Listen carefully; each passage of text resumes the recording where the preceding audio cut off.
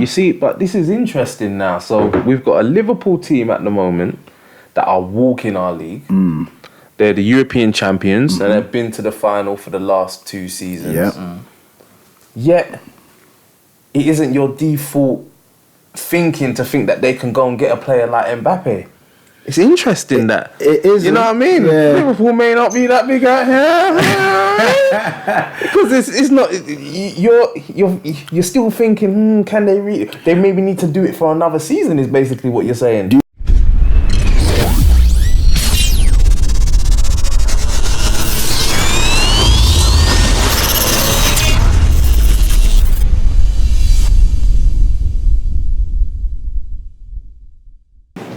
What's happening, people, and welcome to another episode of Everyone's a Pundit. This is episode 27, a football podcast with that WhatsApp banter and flow that I've just turned into a show. But if you're new to the channel, please hit the subscribe button and don't forget to hit the notification bell. And on top of that, please smash that like button.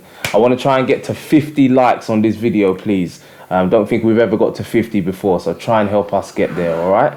If you're not following us on the social media, you can at Views TV Official, and that's across all of the platforms, Twitter, Facebook, and Instagram. But if you are one of the podcast audio listeners out there, you can catch us on SoundCloud and Spotify at Views Football Podcast. Let me introduce my guests today. So to my right, we have... There you go, Mr. Dashiki Dash, aka Mr. Dash Active TV. Let's go. Yeah, man. And to my left, you done know already. Boom, bam, bing. Mr. Jason Ellis, come on. Come on. Done know. Yeah, man. And don't forget, guys, to follow them guys on their social media, which would have been on the screen. And you'll see my social media right there. I'm Sems. Boy, it's the first time that I've got 2 Arsenal fans come on, go ahead. on the show. I don't know about this shaking the hands business. They don't need to shake hands. Brothers here, you know. Yeah. Come on. First time we got 2 Arsenal people on the show, so you know we're going to get into a bit of Arsenal chat. Okay. Not really going to be much. Basically, the order of the show is going to be, so first we will discuss, have Arsenal actually improved under Mikel Arteta, considering looking at Everton and how they're going on. Messi and potentially leaving Barcelona, Mbappe and his possible departure from PSG. We're also going to discuss what changes we would like to see to VAR, because VAR ain't going anywhere. It's not going anywhere. So we'll discuss what changes we would like to see next season in VAR. And also, has Dean Henderson for Sheffield United really pushed now for that England #1 spot? Winter break, man. We're recording this Sunday in the mix of the winter break. Doesn't even feel like a winter break. You know what I mean? So we're going to discuss this winter break that we're having in England at the moment. And then we're going to finish off with a question. Not a who would you sign, but a different type of question. All right? So let's get into the show, boys. Let's go. The first topic question that I want to fire at my people, them on the show today, is... with Everton now up to 7th place, people. Everton are up to 7th place. And Ancelotti doing a great job there, yeah? Was it a mistake for Arsenal to bring an unproven manager instead of bringing in somebody like Ancelotti? Bringing in Arteta. Considering now, so I've got some facts and some stats for you two. So I'm glad you ain't even giving us a chance. No. Let me hit you up with the facts and the stats. Yeah. Go ahead. So Arsenal currently 6 wins from 25 You're games. loving this, right? Yeah. You're loving this. I'm just saying. I said the table was awful. A man here is talking about why is it awful. 6 wins from 25 games. Ancelotti and Arteta were both appointed in the same week. And I believe that they were both in the stands when Everton hosted Arsenal back in December the 21st. You ain't lying. Which was a 0-0 draw. And as we said, Everton are now up to 7th. Spurs are in 6th, who also had a new manager in Jose Mourinho. I believe they were in like 14th place when he took over. Arsenal are now in 10th. So, discuss, boys. What are you saying? What are you asking right now? What the question was, I just hit you with the facts, but the question is still there. Have Arsenal improved, and did you make a mistake bringing in an unproven manager like Arteta and not going with somebody more proven like Ancelotti? I'll start off. I think we did miss a trick in regards to signing an experienced manager, whether it was Jose Mourinho or it's Ancelotti who was made available after his departure from Napoli. But in talking now, that's all happened. So I don't want to really be thinking about, we made a mistake. I'm kind of happy with what's going on with Arteta, but naturally you'd want an experienced manager like that, Carlo Ancelotti, and you can see what he's done with Everton so far. So I can't really defend that appointment too tough. So before I start getting into it, let me let Jason say what he's got to say. You know what? Yeah. You know what? Talk the thing, I don't think we have made a mistake, to be honest. No? I didn't want Ancelotti anyway. Yeah, why not? I just didn't want it. I think he's past it, bro. Doesn't look like he's passed it to me. No, well, what's he gonna win for Everton? What's Arteta gonna win? Wait. No, let me finish. Let me let you finish. We're in a transition. Everyone knows how bad Arsenal were. Everton were in the transition. Yeah. Were they? What do you mean, were they? They sacked a manager. No, but they're always sacking managers. No, but a different one compared to Arsenal, because we've had problems all over the park, bro. Everton, there's never been that club, to be honest with you, have they? Yeah. There's never been that club. Arsenal have been that club where we were defensively solid at one point. Yeah. We had a midfield that was decent. We had a strike force that was decent. But obviously, that's just gone to pot over the last year or so, should I say, under Emery. It just went to pot for some reason. I don't know why. So obviously, for years we've been not defensive solid. So with Arteta, with us it's a process, bro. We just have to be patient. I'm not saying 100%, yeah. I'm not saying Ancelotti wouldn't have come in and improved things, but at the same time, I think he's been around the block far too over the years, in my opinion. We've had so many clubs. I want someone new and fresh and younger and hungrier and that knows the club. You get what I'm saying? So the thing about it, what I would say is, I agree with what you're saying. I feel like we have definitely, what we've decided to do is to try and go for someone that's probably younger, more innovative. We're looking for a long-term solution rather than the short-term. Yes, in the ideal world, you would want experience. We understand experience does count for a lot. But at the same time, I don't think a club like Arsenal would just pick Arteta just for the sake of it. You don't? I don't think so. I think we're a club that's big enough to that the choices would have been made in a more careful approach.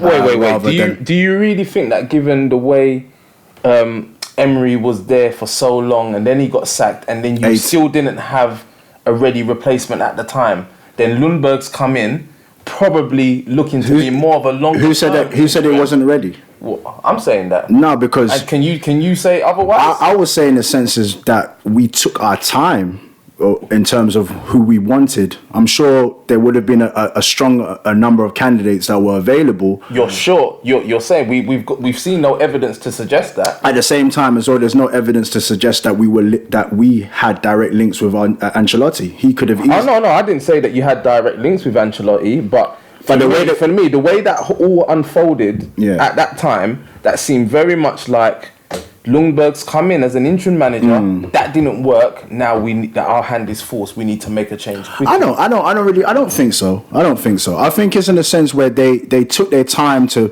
think about, all right, where are we looking to go? What are we looking to do? At the same time as well, the manager also has to fit the club. You know, you can't just bring in any manager just for the sake of it. The manager has to come and fit the club to what the club wants to do, the philosophy of the club, the style of play, and so on and so on. So yes, there were managers of the likes of Ancelotti available, but say if it just didn't fit the way we want to move as a club. It's all good saying, bro. You know, it's all good saying that Allegri's, the Ancelotti's. At the same time, those managers also could be like, I don't want to go to that club because the job's not for me, or I'm not there to kind of change the philosophy and structure of the club. I just want to go into and do maybe a short-term project and leave. So has Arsenal improved then?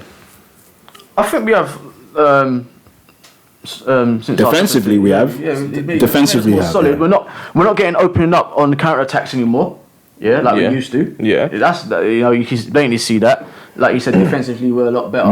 The only thing is obviously we've only got one person that's scoring at the moment. That's the problem. But is that it? Because I've got another stat for you lot. Go ahead, man. Throw that out. Since Arteta was appointed, Arsenal have mustered just 67 Premier League shots. In the same period, only Sheffield United 66 and Crystal Palace 60 have managed fewer. So I'm going to defend that. I think Arteta's job was this. He's come into the club. He's had to overhaul everything that Emery has done. A lot of the players also have now come forward and felt brave enough to come forward to say that there was a lot of confusing information that was given during the Emery era, especially into the latter stages. So Arteta's had to come and basically wipe all that out and start again, effectively. So, with that being said, if he's trying to fix the defence, I feel like where he's concentrated on trying to fix the defence, it has taken away from the attack aspect to it. He's not going to be able to come and fix everything all in one go. Like I say, it's a process.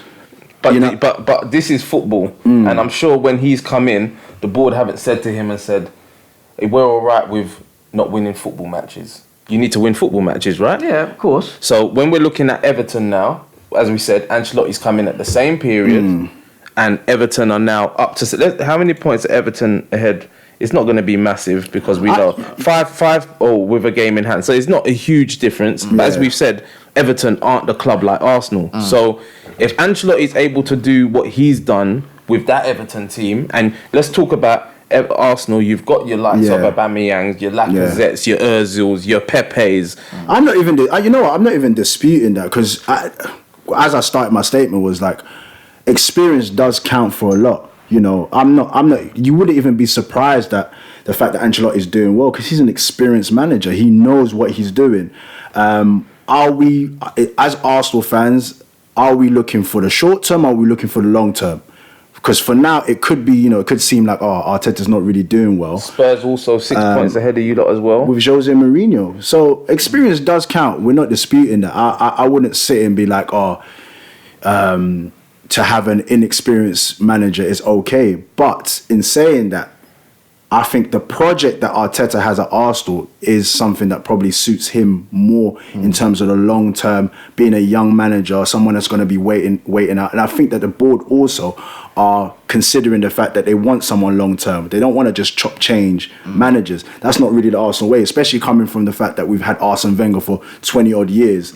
It's something probably Arsenal find a lot better with stability with a manager. Jason? So you think that Arteta's the man that's going to get you back to the promised land? I've got faith that he will, I've got faith. Time will tell, innit? Yeah, time will tell. Give him like 2 seasons. He'll have windows to get the players he wants. And time will tell, bruv. Because, by next season, he could have us firing. And all this will be irrelevant. Yeah, we don't know. You get what I'm saying? So one thing I will say is like the feel good factor is there now. Yeah. I feel like the players in themselves kind of know a lot more what they're doing. Look how open David Luiz was in the interview to come out and actually explain in somewhat way what's been happening. And the fact that for someone that's inexperienced, for senior vets like your David Luiz to come and give him kind of that stamp of approval, like they understand, they can see the type of coach he is, they approve of what he's doing. And it's let's just say it's totally different to how it was with Emery. Put it this way, look at the Chelsea performance.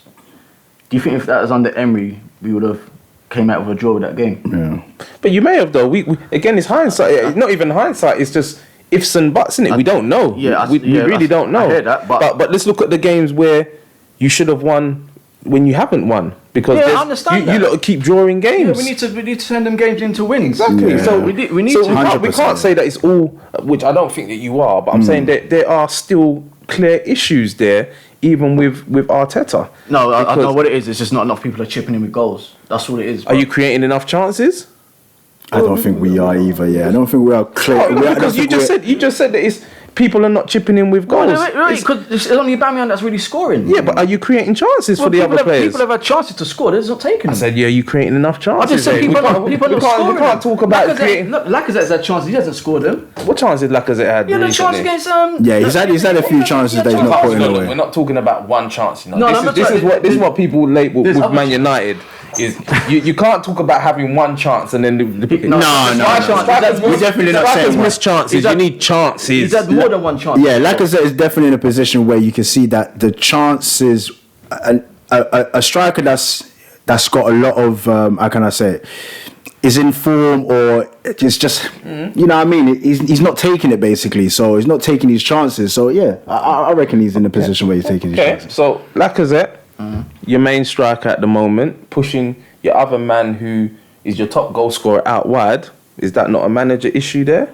Is that not a manager problem with them tactics? You know what I feel. You know what I feel. Not I don't know what you feel. I told you many times. The audience don't know what you feel. They do know. They've watched previews. They know what I feel about the front three. We got new audience today. We got new audience today. To the new audience, yeah, my front three. Like, because Aubameyang and Lacazette, I don't feel the front three's balanced with them. Nah, it's not balanced. It's not balanced. I feel Pepe and Martinelli on one side and Aubameyang up top. That's the balanced front three for me. Yeah? Yeah, that's my front three. Okay, but Arteta's not doing that. He's the coach, man. Pepe can't get It's a bit of a tough one because when you're a new manager, and this goes for any team, when a new manager goes in there, he's going to try to see if he can get the best of what he has there at the present moment. Once it's a trial and tested thing. Then probably in the summer he will realize, okay, I've tried it, I've exhausted it, it's not working. I'm gonna do this. I want to get this player. But I think for now he's just thinking, all right, experienced players that I have, they have done it in the past. It's not just all of a sudden now because they're not scoring or it's not working out that it's a dead partnership. But he's gonna try and exhaust everything that he has at the present moment. Listen, experience does count for a lot, but I think we're going for a young manager and longevity is the key. Okay. So, ladies and gentlemen, let us know what you think. Do you think that Arsenal made a mistake or potentially made a mistake in not getting a more experienced manager like your Ancelotti's? And let us know if you think that Arteta's... If he was available. I said like Ancelotti. I didn't say Ancelotti. Okay, fair enough. All right. I gotta get on to him quickly. Mr. Dash, watch his words. Yeah. But and also let us know if you think that this long-term project with Arteta is, I guess it's a guessing game, innit, if you think it's gonna work. Yeah. But if we were to move on to Everton, do you think now, because for me Everton have always been what I call pretenders. You get a new manager, they look like they're gonna be good and they don't do nothing. The beginning of the season, they look at the signings they make and they don't do nothing. Do you think now that Everton can actually be a team that maybe realise their potential? I don't think they're going to be a top 4 team, but can they be a consistent top 6, top 7 team now with your Ancelotti's there, Jason? Yes, I think they can. I think they still have one or two flaws in their team in regards to like the other day. They were, was it 2-0 up? And they drew. And they drew 2-2. So there's in the 90th minute plus. Yeah. So, there's still signs that, there's flaws in the team. But to be a constant top 5 to top 7 team, you said? Yeah. I think they can. They got the squad to do it. What do you think of that? I think just what we were just touching on based on Ancelotti himself being an experienced manager, I think with him in the team now, he's proven in a short time that he can get something from the players. What we'll tell is what signings they make in the summer. Can they build on this? If they finish in the position that they're in now, if the season ended now, they would be very happy with their position. But as you alluded to at the beginning, is the fact that they have been what we call the pretenders. Yeah, man. We've seen it kind of before, maybe that new managerial bounce, as we was talking about previously as well. Yeah. So it's a bit of a tough one to kind of think, oh yeah, this is gonna be them from now on. So only time will tell. But they have got a very good experienced manager. They got a good manager, but for me, I have to be honest, man. I look at the Everton team and I don't think too much of it, if I'm honest. I think they've got nearly players. Sigurdsson's there, nearly player for me. Theo Walcott now seems like he's getting games. Yeah. Theo's not good. They got a Richarlison, which is decent. He's doing decent actually. Yeah. Calvert-Lewin for me is rubbish. I don't know what you man think, but I do not rate Calvert-Lewin. He's doing bits now at the moment. He's getting tap-ins and stuff. Hey. Look, I know they're going in, but the goal he scored, was it yesterday? Again, he gets the goal on his name, but it's anything goal. Listen, I know you got to be in the right place. The great Batistuta said a goal is a goal. I know, but Batistuta was Batistuta, not Calvert-Lewin. You get me? When you look at Calvert-Lewin, and I like that Holgate though. That Holgate looks kind of decent. But yeah, what do you think that Ancelotti's actually brought to the team? Like, I just think structure. I think a bit because I think with them sort of teams, it is like you see with the Sheffield Uniteds, it's about the structure and the system. So he's brought that. He knows how to play football, innit? He knows how to set up his teams. So he's probably brought that. He's probably brought a bit of confidence as well. And also, you probably got players now that are like, right, we've got Ancelotti. We need to impress him. Otherwise, in the summer, he's going to dip in and we may not be playing anymore. Do you know what I mean? You think they've done well by keeping Duncan Ferguson as well? Like, that kind of transitional period? Yeah. I think so. I think Big Dunk for his flaws on what he did with Keane and that. He's you know what I mean? think it was a good little trick from Everton, like just to keep that flow going. Exactly. And keep him in a back room so no one can just step out of line, really. Yeah. And he is Everton, innit? Yeah. At the end of the day, he is Everton. And I do think it's good to have them type of man, not just the man that loved the club, but a character like Duncan Ferguson. You know, you can't mess around. You can't mess around. Nah. You know, if you're not giving 100%, then there's going to be an issue. 100%. You know what I mean? And I think having that type of man in and around is good. So yeah, but again, with Everton, the reason why I'm like a little bit skeptical is because I've seen it all before, man. But do you reckon in the summer, like come summertime, transfer window, Ancelotti can use his resources? It's going to be interesting because for me, they've got money. It's just Everton though. Do you know what I mean? So it's going to be, it's going to be interesting. Don't get me wrong, Everton are a big club, but I'm interested to see what type of players they're going to be able to bring in, especially if they don't finish in a European place. Do you know what I mean? Who can Ancelotti really bring to the football club? It's going to be interesting. It's going to be interesting. It's going to be interesting. So yeah, man. Again, people, let us know what you think. Will Everton now realise their potential? And who could their likely targets be? Do you think that Ancelotti can do some good business in the summer? Let us know. But we're going to move on to some funny and interesting topics here, man, about Messi. I don't even know whether it is interesting. There's been a lot of rumours at the moment surrounding Messi. Do you think that he could leave Barcelona, guys? Didn't they say he's going to extend his contract the other day?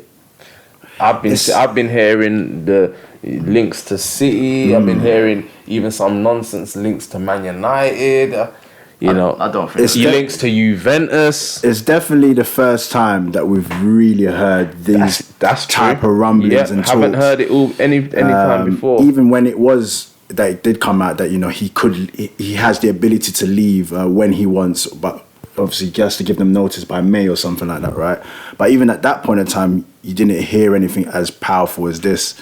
Because he's had issues, with Abidal, who's their sporting director. So he basically accused the players of downing tools. With the previous manager. And Messi's come out and said, name names, innit, or something. I think it was based on the fact that because Abidal was a player, and he understands what it is. As a player, you don't want to be hearing people talking about your group like that, you know. So it was kind of like, how this code of conduct is. So for you to just come and just say something as blanket as that is quite disrespectful, innit? So he was up in arms, man. But Abidal must be saying that for a reason. You reckon it's down tools for the manager? I don't know. Barcelona not the team they used to be, man. They're even losing games now. Yeah, they're out of the Copa del Rey, innit? They're not the team they used to be. Yeah, the league is a bit weird right now. The thing is, Barcelona's time was always going to come to an end. Look, they ain't won the Champions League in a very long time now. People are forgetting that. Yeah. Real Madrid won it 3 years on the bounce. Liverpool have won it. And who did Liverpool lose to? They lost to Madrid, yeah. Okay, so that was the third. So then who won it before Madrid? It weren't Barcelona. I can't remember. It wasn't Bayern. I don't know, man. I can't remember who it was. I have to look that. But Barca ain't been that team for a while now. Do you know what I mean? And Messi's getting older. I think he slowed down a lot. Messi has. Yeah. It's probably not down in tools though, but they ain't got the same quality of player as what they had before, innit? When they've lost the Iniestas and the Xavis, it's very difficult to replace them. You get me? Even when they lost Neymar, because don't forget they had the Neymar, Suarez, and Messi. Yeah. And Xavi and Iniesta were still playing for a season or two in that team, innit? And the Griezmann kind of situation ain't really worked out too tough as well. They didn't want him to sign. Yeah, they didn't want him. Neymar back. Yeah. Yes. It's a bit of a tough one because even you just said in regards to Man City after him, and Pep was just saying he wants Messi to stay at Barca. Is it? Yeah, he's like he should end his career there. I don't think he'll leave, to be honest. Yeah, see that's weird. I don't understand what this Pep is, this alliance to Barcelona, saying end your career there. I think it's just down to legacy. I think he and many other people know that Messi, if he doesn't. He should just end it at Barca. If he goes to another club and it's not as successful, it kind of, murks his his legacy at Barcelona. So, but don't you think, Jason, that and this is why I'm a CR7 man, because shouldn't you challenge yourself in especially if you're touted as being one of the best players or the best player in the world? It's a difficult one. I think right now, Messi. I think that stage for Messi is past him because of his age. Yeah. You reckon? Yeah, I mean, when Ronaldo was peak 20s when he came UK. No, he was young when he came to UK. He peaked 20s when he went to Madrid. You know what I'm saying? And yeah, man, I think for Messi, that stage has passed him now. So if Messi was to leave Barcelona, who do you think would be the likely team that he will go to, Jason, if he was to leave Barcelona? I don't think it'd be a team in this country, that's for sure. It's either got to be a team in Italy or Germany. Yeah. I couldn't even see him go Germany. Couldn't? Yeah, it would just be Italy, I think. Italy? Yeah, I think... I don't know, just the swagger of it all, you know what I mean? Just like, if he goes to Germany, he ain't going to get that. German League is not really revered as high or has that kind of flavour to it, It's just, I don't know. Well, let us know what you think, ladies and gentlemen.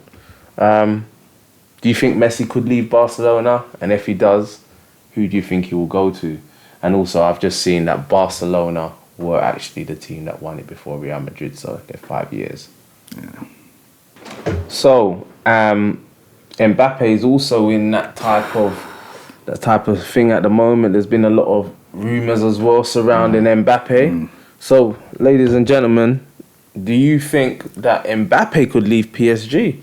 And if he does, who do you think is his most likely destination? Maybe somebody like a Liverpool, or Real Madrid. Real Madrid, they're the Galacticos, and they're trying to get back to their magical days. So, who do you think it's possible that Mbappe could leave PSG soon?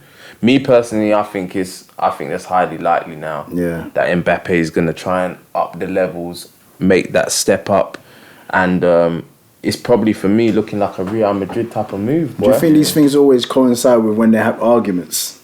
As soon as he has his argument with the coach and stuff like that, all of a sudden now. Well, I don't think these things just come out of anywhere, if I'm honest. When you have arguments with the coach and when these are things that's been festering under the surface for a while that we just haven't seen. Do you know what I mean? And then it then comes to a point where it blows up in some form of capacity that we then, as fans and viewers start to see it. And that was a big "Whoa." bust up though, in the pitch side. It's not going to come out. I haven't seen it, but He's literally, I think he's subbed him off. However many minutes it was, and then when the player walks by, the coach is trying to like reassure him, it's nothing bad, and he just wasn't having it. Is it? Nah, he wasn't having it. And that is not something that's just come out of the blue. For you to even have the guts to feel that you can do that means that you really.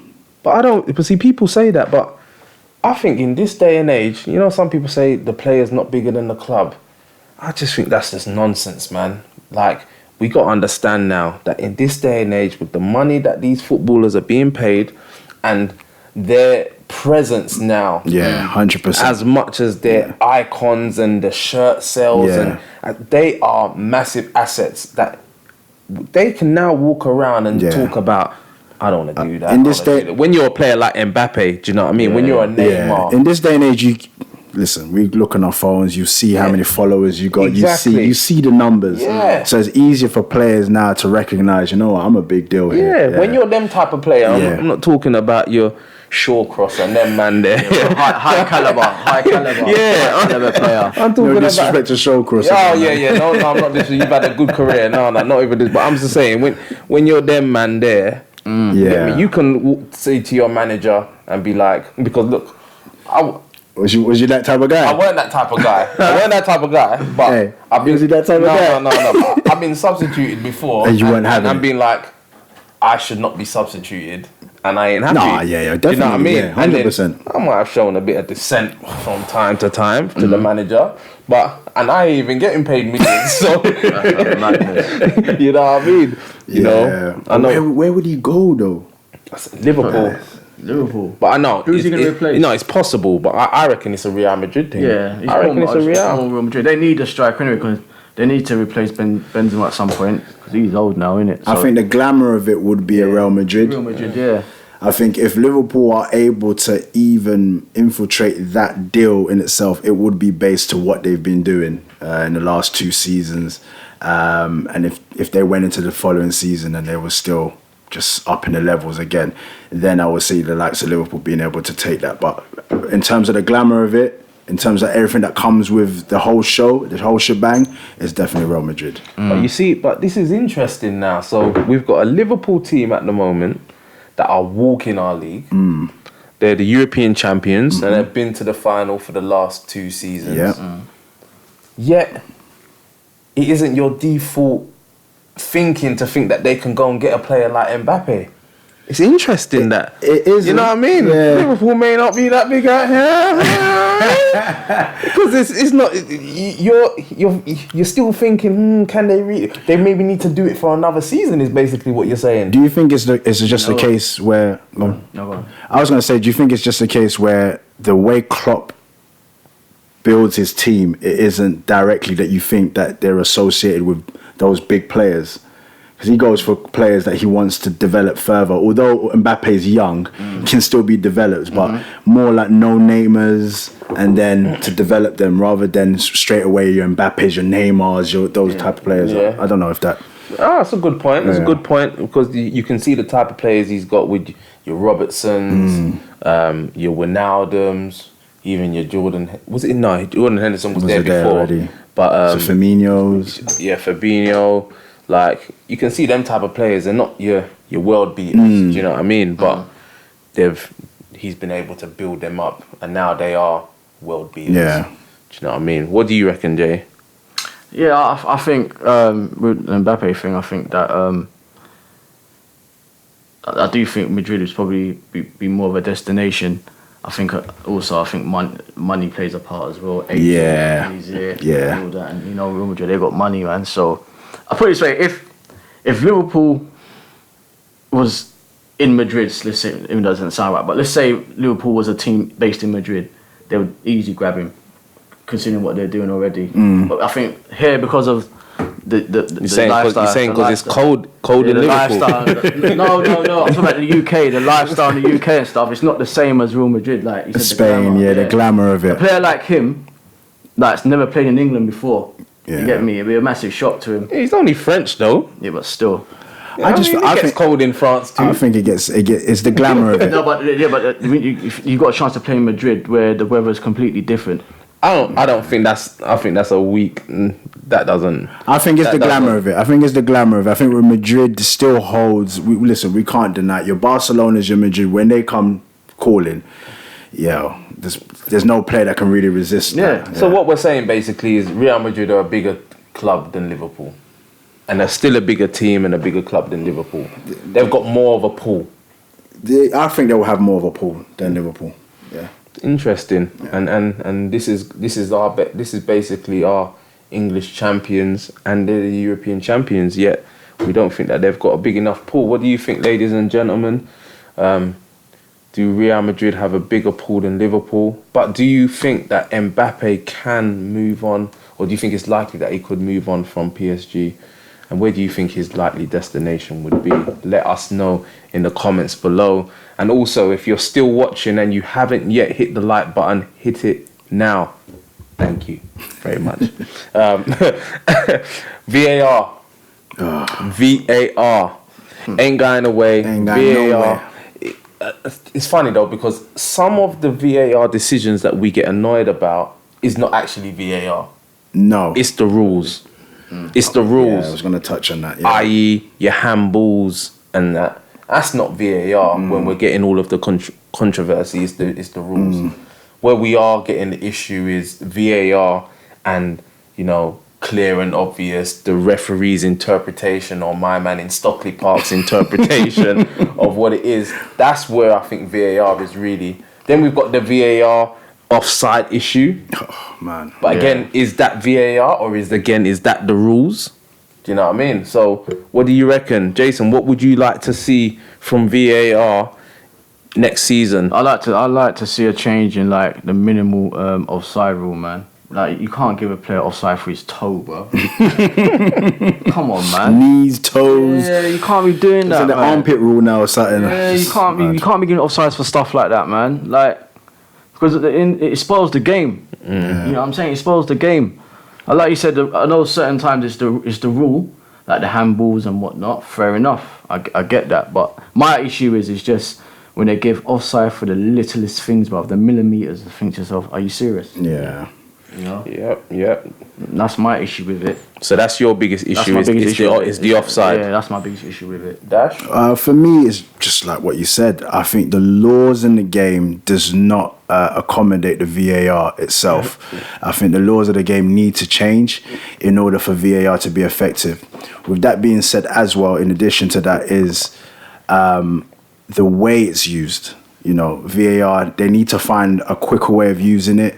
They need to find a way that it allows for a minimal amount of time for the game to be stopped, and also the screen. The screen don't get used. Yeah, it's as useless as those buttons on those trains, man. It's like the screens are right there. The referees are not doing their jobs to the full capacity.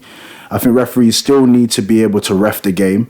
VAR needs to be in place to help with the decisions, clear and obvious. But it has to start with the laws of the game first. That's what I think. I agree with you in that sense. I think that with VAR, they've brought in VAR, but they've not actually thought about the rules. And with VAR, the rules need to change because they've always had the advantage to the attacker with regards to offside. But I can understand it that you introduce VAR and you've got the lines and it's like he's offside.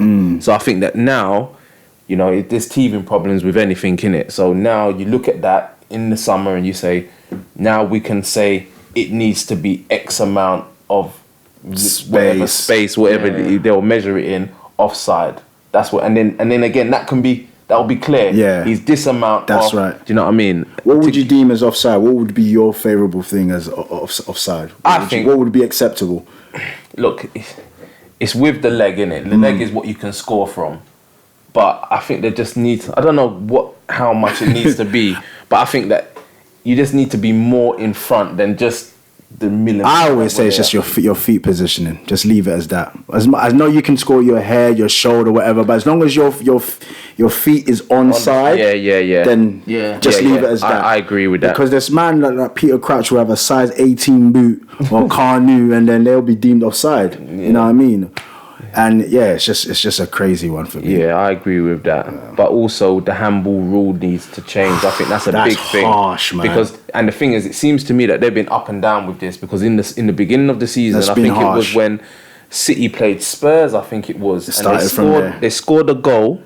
There was a handball in there, and it just hit. I can't remember if it was Laporte's hand or what. Yeah, and then the goal got chalked off because it just hit his hand. He didn't gain an advantage. Didn't West Ham get done similar to that as well? Like they had a goal that was disallowed due to the fact that it's just hit the. Yeah, I think that's nonsense. And then you've seen other goals not being given because it's just hit a hand and you know what I mean. But then on the other side, the defender, it can hit the defender's hand, and then no penalty or nothing. So you got we've been done by that VAR, man. You know what I mean? We've been done badly. With the challenge with Pepe the other day against Sterling. No, but we got done when Pepe got fouled in the box against. I can't remember who it was against at the Emirates.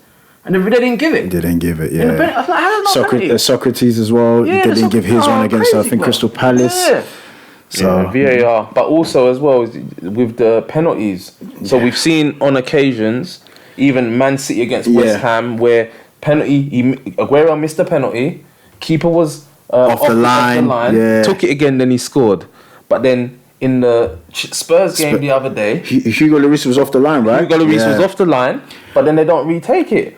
And then I'm like, that should have been retaken. You got Pat, Spurs man, up in his feelings, having a go. But I'm like, look. I think in that game was crazy because I think it was where they gave the decision after 2 minutes.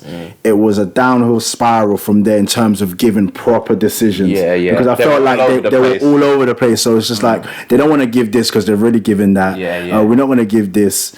But I think with an experienced ref like Mike Dean as well, he should be in a position to be able to go to the screens. To the monitor, yeah. You know, I think the screens has been... There's a reason why they're not using it. There has to be a reason why they're not using it. Yeah, because it's there for them to use. Do you think there'll be more pressure on the referees when the referee actually goes to the screen and like the managerial side, the players behind him, the fans? What do you reckon? Maybe that could be... Because it was used in the tournament, though. It was used in the World Cup. Women's World Cup, right? Yeah, and we've seen it used in a game this season, haven't we? They have started using it recently, but I personally think they've been told not to use it. But then they told them to use it though. There's like obviously uproar about it, like because what's the point of having it there? It doesn't make sense. Like having a TV there if you're not going to use it, so they have to start using it. Yeah, but they're desperate to work. You reckon referees are getting a blight since VAR's been introduced, like in terms of their decision making? Oh, 100%. Yeah, they can just blame Stockley Park now, innit? Just blame Stockley. They're my fault. Refs need help. Now they've got help, but the help that they're getting is not as good a help as what they need. So they need to now... It's almost like a hindrance now. Yeah, they need to rethink a way to give them better help. But let us know what you think, man. VAR ain't going nowhere. It's not going nowhere, no. You know, it's here now. And look, we was always going to get teething problems, as I said. You, with anything, you're going to get that. So hopefully we can see better next year. But I think the rules need to change to coincide with VAR. I definitely agree with VAR, though. I don't think it should go. I don't think it should. I think we need VAR. We do need it. I think we do. It's just tidying up a little bit. Let us know what you think, if you agree with that we do need VAR. And what would you like to see change next season? Moving on, Dean Henderson. He plays for Sheffield United. He's a goalkeeper and he's on loan from Manchester United. I tell you what, Manchester United, we are blessed with goalkeepers, you know. That's one thing no one can't say, because Romero is like the best number 2 in the world. If De Gea had gone and we'd have brought him in, I would have been cool. He's a very good keeper. And Dean Henderson as well. He's now, the performances that he's putting in for Sheffield United are, you know, he's a great shot stopper, commanding in the box. He's also level on clean sheets, 9 with Alisson and Nick Pope. He's doing a thing, man. You know, Jordan, I don't know what you lot think about Pickford, but he's made another howler in that Everton win. The ball's gonna. He makes too many of them for me, and I don't really rate Pickford, man. So what do you think? Do you think Dean Henderson has pushed for that number one England spot. That's what he's after. What do you think? I think right now he's playing a type of football that is free. There's no pressures at Sheffield United. I think a load of those players at Sheffield United are playing with no pressure, so it allows them for the performances to be of that standard. And he's done everything that needs to be done to prove that he could be capable of being a number one at England. I don't think it's just because he's at Sheffield United or a loanee or whatever that he shouldn't get a shot. What do you think, Jay? You know, so I haven't really watched much of Sheffield United this season, but obviously the stats you've just thrown up are quite impressive. And I have heard one or two people mention his name about whether or not he could be England's number one or take over from David De Gea. And from what I've heard, it sounds like he could, man. Pickford has made mistakes. He's made quite a few. Because I've watched him play and he's made quite a few. I saw his goal you can see yesterday. So yeah, there's every chance. I mean, look at what happened to Joe Hart. He was making mistakes and he got dispersed. Yeah. So, you know, Pickford, same thing happened to Pickford, man. Straight away. I think it comes down to that, in my opinion, is that Pickford for me is not that great. You know what I mean? He's not that great. So with that said, you always are open to a challenge or losing your spot, in my opinion. Now, I don't know how much Gareth rates him or what his position is in the England team. They like him because of his distribution. Yeah, they rate him highly in regards to that, but it's just not going to be enough when you've got other keepers that are showing, if not better performances. You know what I mean? So it's one of them ones. But it's going to be interesting to see if when he goes back. How long is the loan for United? Well, I don't know how long it is. He's been there for a couple of years now, and this season. But he's already said that he ain't coming back to United and playing second fiddle. Is that what he said? Okay. Yeah. He said he's not on it. So it's a thing where it's always been his dream to play for Manchester United. Okay. So he's like, I need to go and play for Man United, not one time. I need to play with them. I think he was saying, 500, 300 times, whatever it is. I need to play for Manchester United. And then I will class myself as made it when I play for Manchester United. But at the same time, I'm not looking to go there and be what Romero is at the moment. I'm looking to come in and be number one. So it's the thing where I don't know what's going to happen in that situation. Seems like a strong character, because even the way Wilder got into him, and everybody was quite surprised on how he obviously spoke of Henderson. It shows from just what you're saying. It shows that he seems like a strong character. Yeah. So I don't know what's going to happen with that situation, because I don't see De Gea leaving anytime soon. Would you take him as your number one keeper next season? No. De Gea is still. So would you? So if you had a choice of either keeping De Gea to his end of his contract, whenever that is, or losing Henderson, what would you choose? I'll keep De Gea. Really? Yeah, man. What if you had like a year left? Well, he ain't got a year left. I'm saying, say like he had a year left, would you try and usher him in now? Yeah.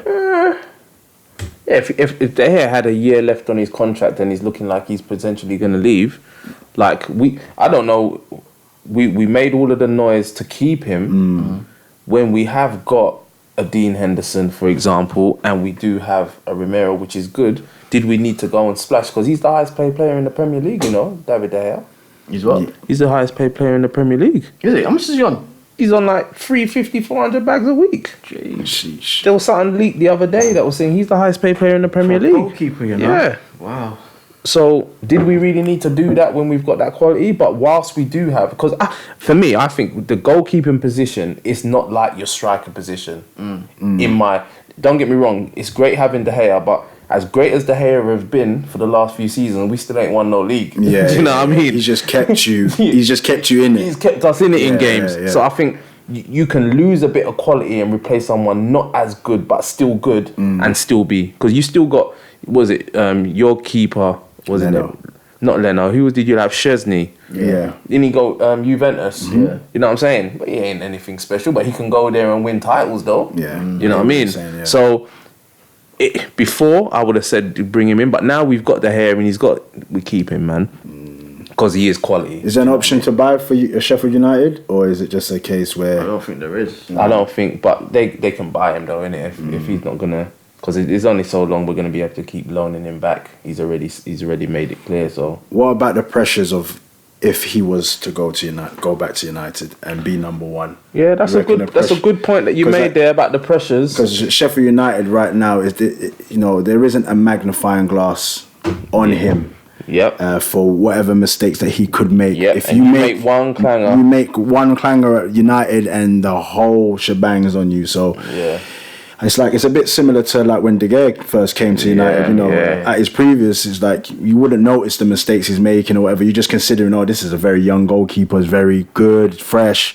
But you come to United, you make a mistake. It's just like, what's going on here? Like Yeah, man. It's a tricky one in goal, man. Yeah. Even Chelsea's goalkeeper right now is just... Well, he's been dropped, hasn't he? Yeah. Caballero, was it Caballero? Yeah. How much he cost? Like 75? So it's mad. It is mad. So the goalkeeping position is a tricky one. It is a tricky one. Yeah, you do need you just need a steady goalkeeper. You know what I mean? Not someone that's not going to make mistakes. Do you know what I mean? Even if he don't make loads of saves, as long as he ain't making mistakes, keeper can go under the radar. Do you know what I mean? So in regards to playing for England now, what would be said about Henderson? Would if he doesn't make it as like England number one, or he doesn't make it there, is it because he hasn't been playing in the highest leagues, tournaments, championships? I think that will come down to it. I believe the quality of sides that he's playing against. Yeah, I think England players, your club dictates how you can, like, your caps for me. Yeah, I agree. I agree. You know, if you're playing for, and I'll use your Phil Joneses and your Chris Smallings. Now, in fact, I won't bring Chris Smalling into this because he's a decent defender. But your Phil Jones, he had enough England caps. If he was playing for a lesser club, he would not have got enough England caps. He's a prime example of that right now. Who? James Maddison. Yep, exactly. Why is Maddison not getting? Yeah. In fact, now it's a little, but early on in the season, and last season he should definitely. But yeah, man, if I do think your club dictates that, so that could be. It's always the biggest debate, though. Like, should it? It shouldn't. It should be on merit, innit? Your form and your quality. But listen, I'm saying because the England manager goes to these games. They go to these lower team games. Yeah, but there's always still the politics in everything, whether it's a work environment or football. It's still there. A manager is whether he wants to come in and change things up or whether he doesn't. But it never happens. Yeah. You never see it. Do you know what I mean? You're always gonna have certain players, even your Wayne Rooney's, for example, towards the end of his career, he shouldn't have been playing or starting England games, and he still was getting the start. You know what I mean? Shearer at one point, man, when he wasn't scoring. Yep. Like he never got dropped. So we discussed that on one of the podcasts. So yeah, man, we'll move on. Dean Henderson, do you think that he should be England's new number one keeper? Let us know. Not sure how long we got left. 5 minutes. Let me just quickly jump in. We'll miss out the winter break thing because that's just been a farce anyway. Has it been a winter break? Yeah, exactly. It's been a joke thing. So we'll miss that part out. We won't discuss that. What I did want to ask my guys here is a question. So Klopp wins the Premier League. Wilder gets Sheffield United into the top 4. Who's manager of the year? Klopp. Yeah. Go on. I think it's Klopp. Not even I think it's Klopp. It's Klopp. It's Klopp. Klopp, man. In the fairy tale of it all, it looks good. Sheffield United get into the Champions League or get in Europe. Yes, but come on, what you champions of England? Boy, what do you reckon? You can't beat that. Klopp as well. Beat that. And it beaten as well. Come on, you can't. Yeah, I suppose you can't. But listen, but we're talking about manager of the year, Yeah, I understand. Imagine what Chris Wilder could do with that Liverpool team then. I don't think it's always the case. Well, he's just got Sheffield United into the top. That's with his players, though. That's with his players. Yeah, Klopp's getting the league with his players. I reckon Klopp can go to Sheffield United and do bits. He ain't getting him in the top 4. He definitely getting him in the top 4. 100%. Klopp will do it. United. Yeah. I can see Klopp going to Sheffield United and getting him in the top 4. Let us know what you think. Who's manager of the year? Who you going with? Yeah, Who you going with? don't jump out like that. Can't jump out. Who you going with? Who you going with? I don't have an answer. yet. We can't play. I don't have an answer. I'm gonna have to give it some thought and come back to everybody. But yeah, let us know what you think. Let us know what you think, people. Audio listeners, let us know what you think. But you know what? That's the end of the podcast, episode 27. Yeah. Everyone's a pundit. We're the pundits. You're the pundits. Everyone's a pundit, man. I hope you've enjoyed it. If you haven't already, hit the subscribe button and hit that like button. Do it. And the notification bell. But I'm Semps. And to my right, I have Dashiki Dash. and to my left, Jason. and we are out of here. Peace. Peace.